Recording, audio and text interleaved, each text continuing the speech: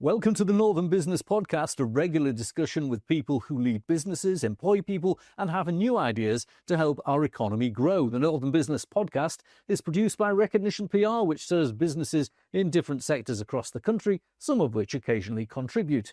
We're proud to be sponsored by Virtue Motors, one of the top automotive retailers in the UK, with a network of dealerships representing some of the world's most popular brands. I'm Graham Robb, and on this edition of the podcast, we're going to ask how to start, grow and finance a business in Starmer's Britain. We have specialist business finance person, Sophie Dale Black, who's a former director for the North at the British Business Bank. We also have Lee Garland, who leads for franchise development at the Sunderland-based Pacifica Group. Pacifica Local is the franchise. And later in the podcast, we talk to one of the UK's most prolific business coaches, Adam Stott. So let's start with Sophie and Lee. Welcome to the Northern Business Podcast. Sophie, I'm going to start with you because you have an holistic set of skills when it comes to raising finance for business and advising business. You do it through the Portfolio House, your own business. In Starmer's Britain, can a small business raise money? They can. They do need to be realistic that it isn't easy to raise money, but there are options out there. And one of the biggest challenges that businesses face is knowing what is out there. The options are multiple. Do they want a grant? Do they want to take a loan out? Do they want to sell shares and take equity investment? It also depends how old the business is. Are they brand new and may not have the finance records behind them? But being new opens up other options. Are they more advanced and they have the financial forecast forward and backward looking? But it is really down to expressing how well your business is doing and what it's doing and why somebody would want to share their money with it or lend you the money. And before we dive into all of that, because I think this is the practical advice and the realistic advice, let's just be honest about the ecosystem that we're operating in as businesses. I run a business and I have noticed my debtor days going up. I've noticed that some of the clients I have, which are pretty mature businesses in some respects, some, not all, of the clients I have had difficulty raising finance. I was dealing with a client that's got a property investment, and that property investment is now on stall because people are not investing in property. I've been dealing with clients who have regular businesses who are laying people off because of all sorts of external influences, minimum wage going up by more than they planned, business tax being higher than they planned, and some are a bit anxious about the forthcoming employment rights bill. So this is the ecosystem we're operating in. Is it having an effect on people's willingness to put money into business? I would say yes. So there are options still available, but there are definitely, for example, angel investors, the normal people who use the tax incentive schemes to put money into businesses at that 50,000 level, 100,000 level, a smaller share of that. Definitely they are holding back more than in the past. The challenge is you want your money immediately accessible in today's climate. But I think the interest rates are still challenging for some businesses, so they perhaps aren't able to access the loan interest rate they would prefer. But there are more options available than there ever were in that regard, but the interest rate will be a little bit higher.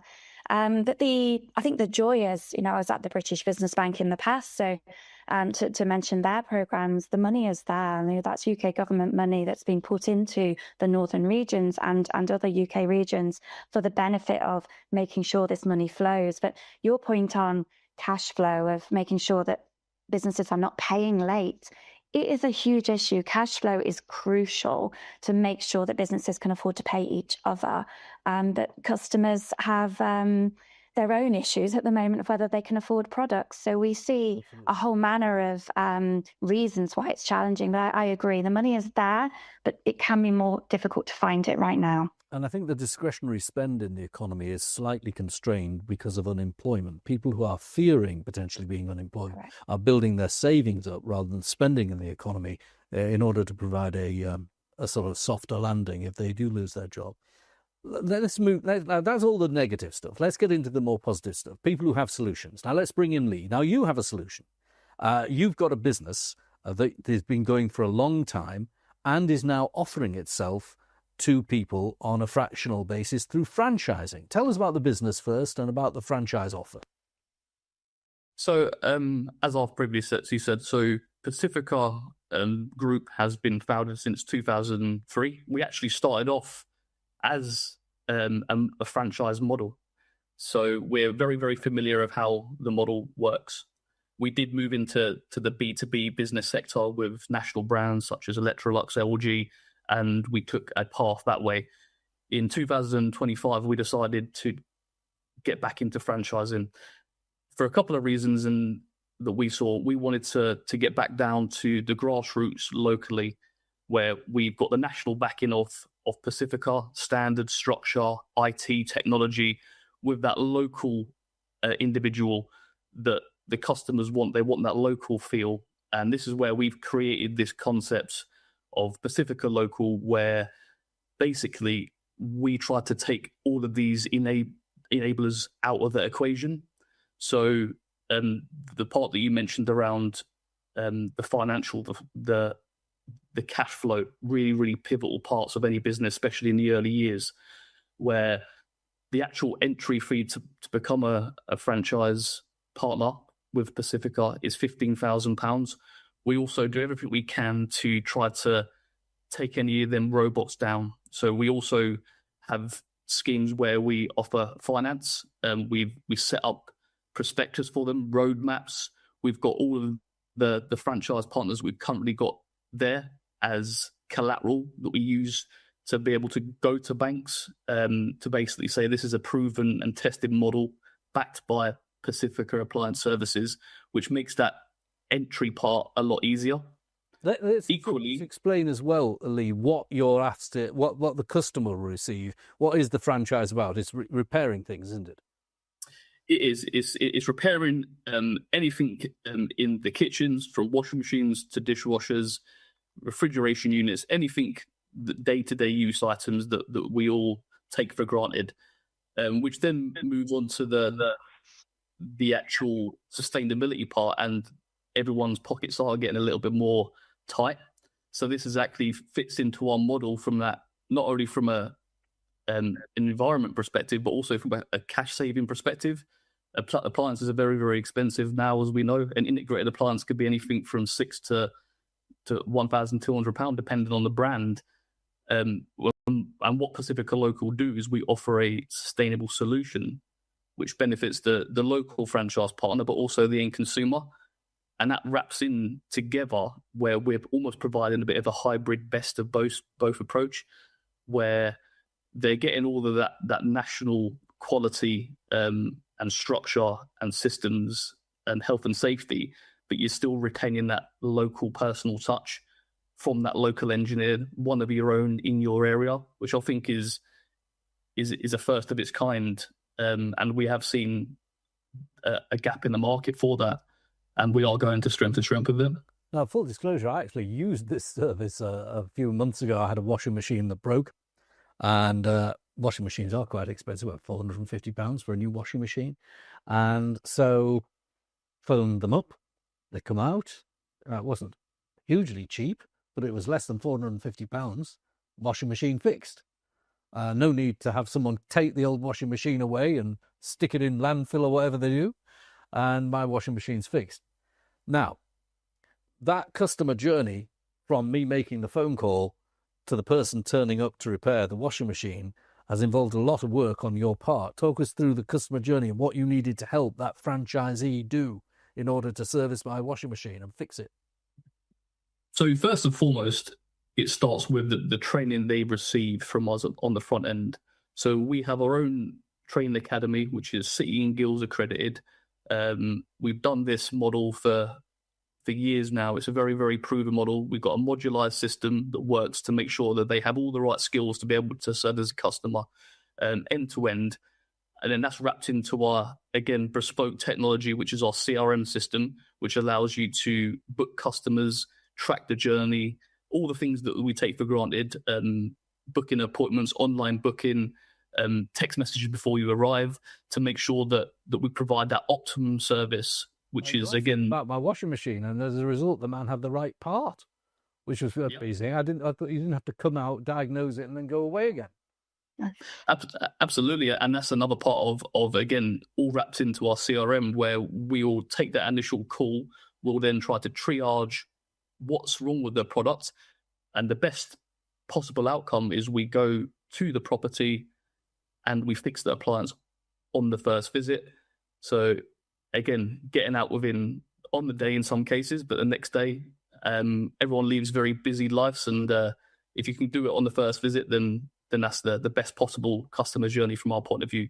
And this is what we endeavour to do, and this is why the local element is really important, because it's very dynamic, and they're able to do things a lot quicker than a business which, unfortunately, once it gets to a certain size, it has a slightly smaller rudder when you deal with copious amounts of jobs. But when you're local, you can go out on the day, you can diagnose it and be out the next day.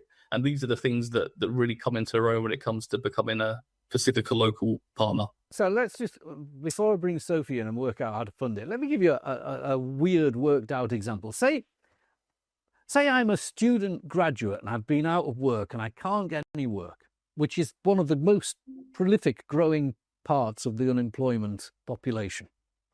And I've got no skills, but I can drive. How do I learn the skills? How much is it going to cost me? And what kind of money am I going to make? So the initial buy-in is £15,000. We also have different ways that we can enable someone, the right person, if they see the opportunity, which would be, we would, as said previously, we have got material prospectus where we can help them get funding from their local bank, or it can be from a local business grant if there's a funding issue. And then, provided all goes well from that point of view, we'll then enlist them into our training academy to actually learn the key fundamentals of how to actually repair appliances, which is modularized for about a six-month period. But the good part of that, from a cash flow point of view, is you're earning on the job. So due to the vast contracts that we have, where we have an existing pipeline of work, they will go and do their training. For argument's sake, it's laundry first, then that's a 2-week course. Then on week 3, they'll be out with our seasoned engineers. There's a structure in place there where you have regional managers, area service managers, you have franchise managers to support you whilst you're out on the road. You have buddy engineers that we allocate to make sure that they're never left to fend for themselves whilst they're in the learning curve. But equally, more importantly, they're actually earning on the job as well. Right. No, so let's now advance it to this young student. They've got the job, they've got the franchise, I mean. They're now on the road with a van. They've had to rent a van. What is the potential for their earning capacity the low end and the high end? What's the band? In a catchment area, it'll have to be in a catchment area and a small town. What is the size of your catchment areas? So we have 140 territories that we have, and they vary on affluence. But as a general rule, as a one person operation, you'll be comfortably be able to earn between £8,000 and £14,000 in revenue per month. All right. That is very, very scalable. That there's people that are happy to operate to that standard. Equally, we also have the facility as a part of our roadmap to have multi-person, multi-van operations, and that could be 10, 20. The limit is that person's individual ambition. They can buy other franchises and maybe hire someone. Okay, Lee, that's great. Now let's go to Sophie. Now you've heard this scenario. A student with student debt, of course, unemployed, recent graduate, been on the dole or claiming benefits for several months, can't find a job. This is not a scenario that's uncommon now. They want to go to Lee. They need to find £15,000, and the bank of mum and dad isn't available to provide, and maybe Lee needs to give advice. What advice would you give to that student? That I agree with you that the family option isn't available for everybody, and that's important to remember. That's why the finance institutions are there to help people. So one suggestion. So this is the kind of thing I do all the time. I listen to the issue and then think about what are the options available. And one option I can think of would be the startup loans program. So that particular program operates around up to 25,000 per, let's say, director or founder of the business. It could be multiple directors or founders, as Lee was saying. The franchise could actually become quite big. And the interest rates are, some of the lowest on the market for them. They're 6% fixed interest. What's great about those is you get the help, you get help around the money as well. But focusing in on the money itself, most people take kind of an average of £10,000 from those particular loans. So 15 is in that ballpark, 15,000. For me, it's about being able to, I call it servicing the loan. Can you commit to the repayments? Does the business plan, and you need a business plan, that could be a spreadsheet with kind of what the growth trajectory, the growth aspiration is. Can you repay the money within the timescale that the loan provider requires? And then you're fine. Then you move forward and hopefully you're given the loan. If you're not, there are other providers available. Your local bank, Lee said local bank, I always say try your bank first. Often that's the best interest rate you're going to get. But for the startup loan, if the business is less than 3 years old, which, in the case here, brand new franchise opportunity, there's a clear business model here for how to scale it. That scalability, that growth, it's aspiration based. How big do you want your business to be? And that growth aspiration shows that you should be able to repay the loan. Okay, now, Sophie, I'm going to give you another scenario. I know these are all hypotheticals, and I love you coming on because most professional people say, it's all hypothetical, I'm not going to answer it. You're playing the game, and it's all helping our audience to understand. So let's say this student's doing very well. They're now no longer just a graduate. They now own their own business, and they're doing well. They are actually earning £72,000 a year income from servicing people's washing machines, people like me, people like you. And it's going quite well. And they think, I want to grow. I actually want to be in business. And that fella Lee's got another 3 franchises to sell. I need £45,000. I can buy them. I can hire someone to be in the van. And he needs £45,000. Now, what do you say to him or her about how they raise the £45,000? Absolutely. So I should say with this scenario, it's a student, so we need to respect they may have student loans that need to repay as well. £grand, you see, yeah. Absolutely. That's important to remember. It will be everything taken into account within the discussions. Your scenario here, I think, is really interesting, and it's often the kind of slightly later for this style of business, the slightly later conversation of, I really want to buy a truck. I want to buy a new van. I want to be on the road. And you need a large amount of money. Now, of course, you could use contract hire, contract purchase. So those finance options are available. They're essentially loans when you think about it. The other option that would be available then would be, obviously, grants at that size are difficult to secure. That's quite a large grant.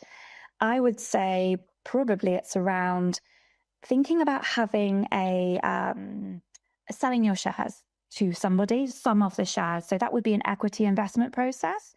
So you would value your business and you would say, actually, I would like to, £45,000 is about 20% of my business, say, in valuation. And then you would find somebody who is willing to invest that money to allow you to do the things that you want to do with that money, buy the vehicle, do some marketing, get on social media, get out there selling what you do, but then also grow, because that person's going to want their money back at some point in the future, but they stay with you. They want their multiple, as it's known. They're thinking, I might get twice my money. I might get 3 times my money. If you're a technology business, it could be 10, 20 times their money, which is obviously a lot more than interest rates if you put your money into savings. So it's people who have that kind of risk appetite, and it's not for everybody. Not everybody has that kind of money, but the people that want to do it, that risk appetite, I think, is really interesting. So that would be an equity investment, perhaps through an angel investor, someone who could look just like all of us, but has that little bit of available wealth to then invest into opportunities. But, for example, in the north of England, there's a new Northeast angel group called Unity Angels. You could go and pitch to them to see if they're interested in the opportunity. But it could be an individual that you happen to meet, or they tend to advertise themselves on LinkedIn a little bit as investors. So there's ways of finding these people. Now, listen, Lee, before I leave and go into the next interview, can I just ask, our franchise, do you allow silent partners to be part of the franchise? We most certainly do. And as I say, every single franchise partner, as much as we've got a generic model of what we're trying to deliver here, everyone has got different aspirations. And some might be, I would like a very small operation, and that works for them. That might be 1-2 people, very low maintenance, very low risk. There'll be other people that want to take over regions. And it's our job to facilitate that. And again, the beauty of Pacifica is we have the technology to look. We don't just blindly go into the future. It's a case of we'll look at what your business is doing. All of our analytical information points towards your growth. And if we believe that it's right and it's a joint partnership, and we believe that investment is required, we will provide them with that information to be able to go to an investor of various different places. As you say, there's so many different avenues out there, depending on the size of the investment, and we'll help facilitate that investment with the individual, depending on their aspirations. Lee, that's great. And it's Pacifica Local. How do they get in touch with you? Have you got a website which is Pacifica Local, or is it LinkedIn? How do they get in touch with you? Yep, so it's Pacifica Local Franchising, which is something that you can, our website, or you can get hold of myself directly, which is my email, which is lee.garland@pacifica.co.uk. And Sophie, you're on LinkedIn. You give great advice, and your business is the Portfolio House. Thank you very much, both of you, for joining us in this first section of the podcast. Now, a couple of weeks ago, we're looking at growing business, and I had the chance to interview Adam Stott from the firm Big Business Entrepreneurs. Now, I may see Adam cropping up on various podcasts and media appearances because he's Britain's most prolific business coach. And I asked him how many businesses he's coached in the last 10 years. So over the course of the last 10 years, we've coached over 100,000 business owners live in person, and many times that online. So we are working with businesses of all different sizes and have been doing so for the last decade. And you have a program you take them through to help them develop their entrepreneurial skills. Tell us about the different levels of your program. So there's 3 levels. There are businesses that are starting, businesses that are growing, and businesses that are scaling. And what we really do with all of these different business owners is we meet them where they're at, the stage they're at, and we nurture them through that stage so they can continue their growth. Is the age of enterprise still with us? Or is there still pent-up enterprise and entrepreneurship in the UK? People typically listen to their surroundings and the people they're around. And if every single person they're around, if you take someone and you put them into an environment, because environments matter a lot, and you put someone into an environment where everyone's saying, you can't do this, you can't do that, this is what you're going to be, this is what you're going to do, typically you start to put people in a box.